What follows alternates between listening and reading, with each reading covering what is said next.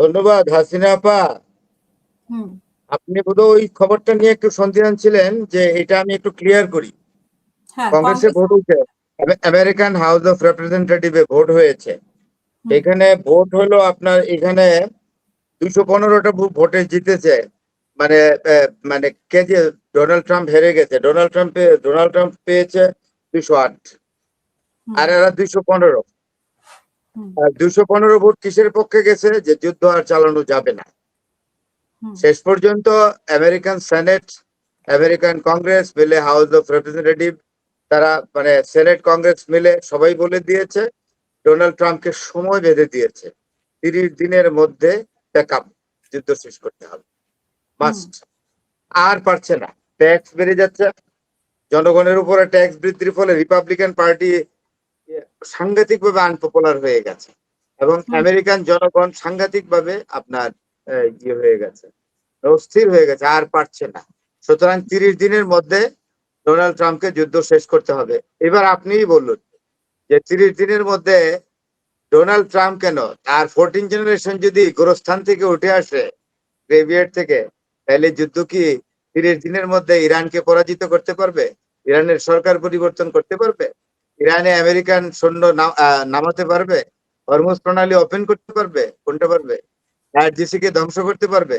ভালোই হয়েছে, Donald Trump তো একটা দিক থেকে ইরানিরা ডোনাল্ড ট্রাম্পকে ধন্যবাদ দিচ্ছে না কেন, যে বাবা তুমি যুদ্ধটা করার ফলেই আমরা পৃথিবীতে এখন চতুর্থ বৃহত্তম সুপার পাওয়ার হিসাবে, হ্যাঁ, পরাশক্তি হিসেবে আবির্ভূত হলাম, এই ইরান।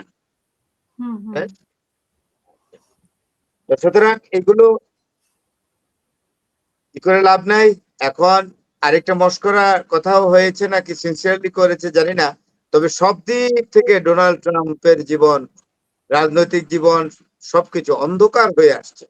আরেকটা বলি, সেটা হলো এই, যে ট্রাম্প বলেছে, বোধহয় উপায়ন্তর না দেখেই বলেছে, মুস্তফা খামেনির সঙ্গে বসবে।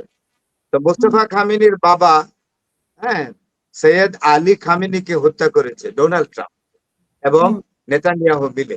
তো পিতার হত্যাকারীর সঙ্গে কি মুস্তফা খামেনি বসবে? কেন বসবে? কোনোদিন বসবে না। ইরান সেই জাতি নয়, ইরান পরাজয় মানে না, বরং আমেরিকা পরাজিত হলো। কে কে বলেছে আমেরিকার যে পরাজয় হয়েছে এবং ইরান যে চতুর্থ পরাশক্তি হলো? হুম, প্রথম পরাশক্তি যদি আমেরিকারে ধরে, আমি ধরি না, আমি ধরি প্রথম পরাশক্তি ধরি। আজকে আরেকটা জিনিস বলি আপনার এখানে, আমি প্রথম পরাশক্তি ধরি চায়নাকে, অর্থনীতি এবং সামরিক দুই দিক থেকে বিবেচনা। এরপরে বাকি আমেরিকা এবং রাশিয়া বুঝে নিবে কে প্রথম, কে দ্বিতীয়, কে তৃতীয়। আর হুম, চতুর্থ পরাশক্তি ইরান, সেটা সার্টিফাই করেছে কে জানেন?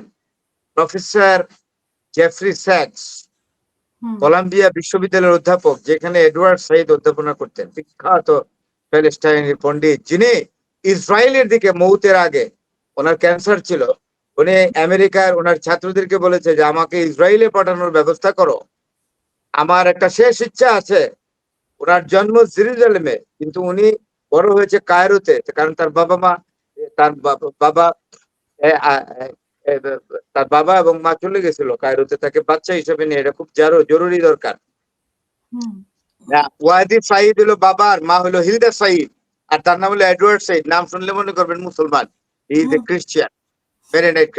উনি ইসরায়েলের বর্ডারে আইসা কম্পিত হস্তে, উঠতে পারে না, একজনে ধরে রাখছে ওনাকে, হুম, কম্পিত হস্তে একটা পাথরের টুকরা নিয়া হুম, তেল আবিবের দিকে ছুড়ে মারছে, যে জীবনের শেষ প্রান্তে সে ঘৃণা ঘৃণা প্রদর্শন করে গেলাম ইসরায়েল রাষ্ট্রটির প্রতি।